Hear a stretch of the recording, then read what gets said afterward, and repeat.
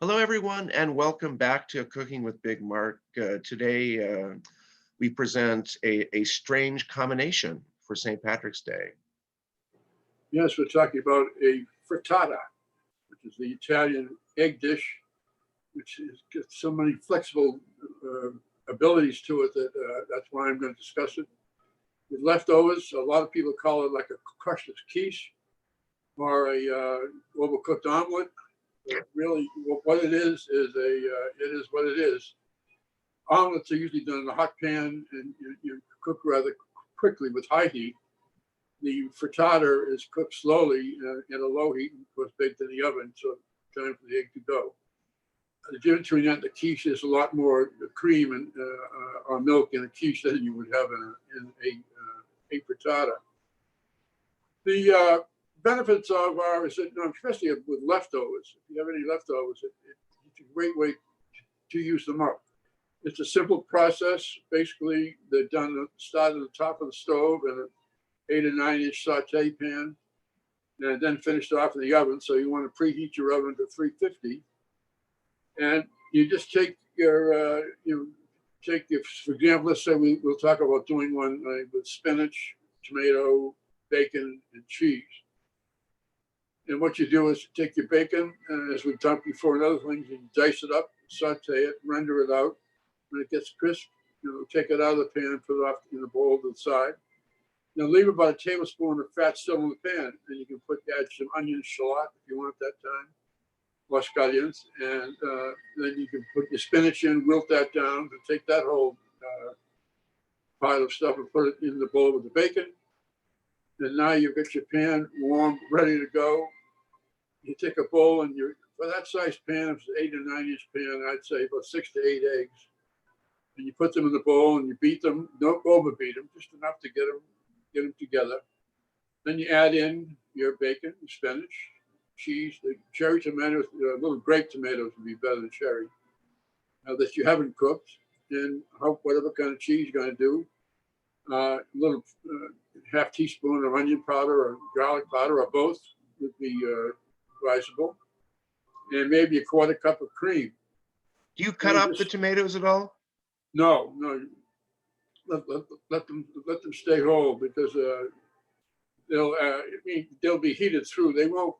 They may burst in the oven, but it depends on how intense they are. But no, because it gives you the color. It's nice to have the color in there. So that you start off you mix it up so that all the ingredients are evenly distributed. Pour it in your pan. Heat it maybe 3 or 4 minutes on top of the stove, and then go in the oven for about 30 minutes. Now, there's another technique you can use where they don't use the top of the stove at all. They just mix it all up, and then you go into like a glass Pyrex dish, which you've buttered and seasoned, and just bake, and go through the whole process we talked about before. But just pour that into that thing, put that right in the preheated oven, and you probably go about 35 minutes for that.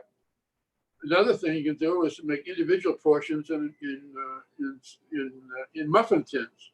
And depending what the size of the muffin tin is, fill it about 3/4 of the way, and then you're in the oven. But you bake that for probably butter the tin before you put the ingredients in, and you put that in the oven for probably 15 to 18 minutes because it's a smaller portion, won't need as much. The other beauty, a lot of times with the frittatas, is they are served at room temperature. They don't necessarily have to be hot. And you can also, if you bake them ahead of time, you just take a portion, throw the microwave for a minute, boom, it's hot, ready to go, and beautiful. So if you have a brunch around the house, you can do it that way. You also, if you don't mind having the same thing for breakfast, a couple might do it and have it for breakfast for 3 or 4 days during the week. Or somebody else, again, going through the microwave thing. The big thing is you don't want to overcook it. Anything that you put in, if there's extra moisture, you want to have it dry. And as I said, the add-ons could be mushrooms, herbs, ham, salmon. It could be almost anything. But what we thought about the spinach mixture would be the Irish frittata.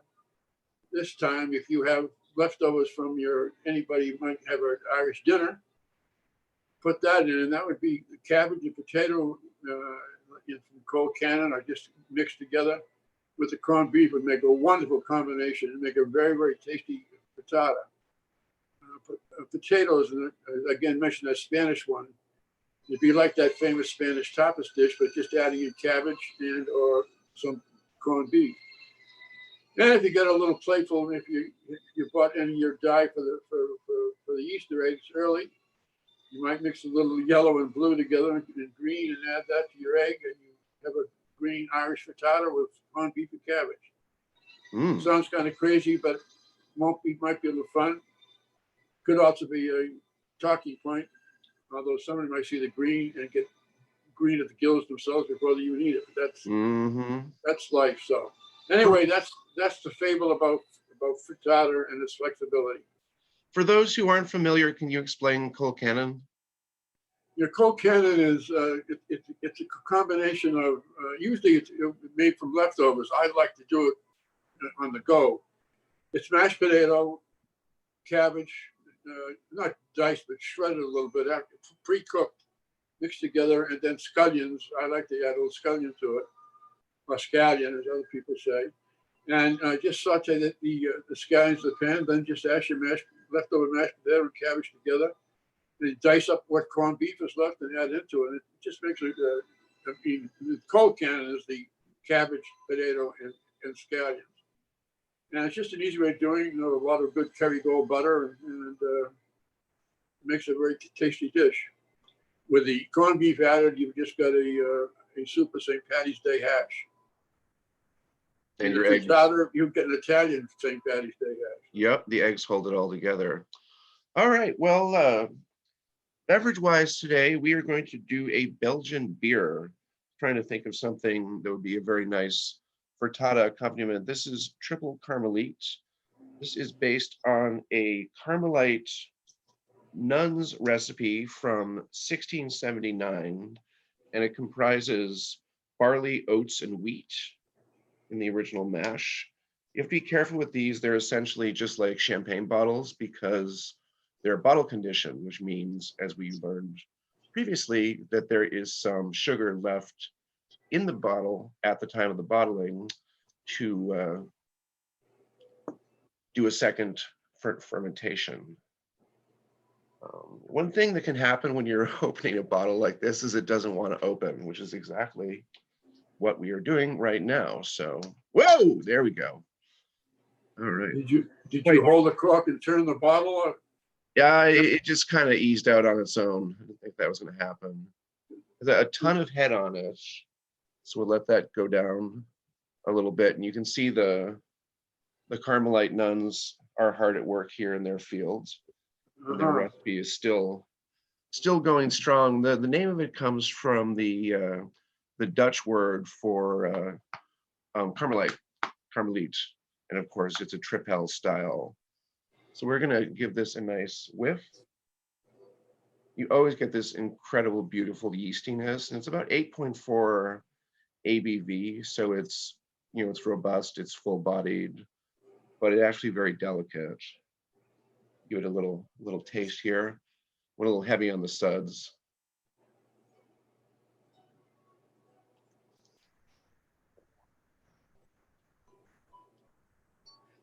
And you're just getting a great, oh, that's so good. You're getting some of those sort of banana type esters, a kind of wheatiness, a little chalkiness. But it does have that nice full body that would be great with especially a very savory frittata. And of course, generally speaking, on St. Patrick's Day, you're not drinking Belgian beer, but since we're mixing up cultures, I thought I would go a little hog wild. In any case, a lot of these beers now, they're doing these Belgian style beers in New England here. They're doing things like essence of orange to it, and other fruit flavors, developing a very, I noticed a lot of viscosity, and it's in bottles that they keep for 2 or 3 years in some cases in the bottle developing. Yeah, one interesting fact that I neglected to mention that I think you'll find particularly wild is this brewery Brouwer Bastiles makes 3 beers: the Tripel Karmeliet, the Paul Kwok, which is another favorite of ours. But their third one is not just bottle conditioned. It's called Deus. It's literally sent to Epernay for remuage and dégorgement. No, So no kidding. literally the slow turning of the bottle, and then popping out your dead yeast cells and doing the second fermentation that way. So I thought that's just quite wild. I mean, I guess it's right next door to Turning Belgium. the bottles on the pupitres. Yes, that's right. That's right, which you saw in Champagne when you were there. Yeah. Very cool. All right. Well, nice seeing you all. Tell your friends. And this has been another episode of Cooking with Big Mark.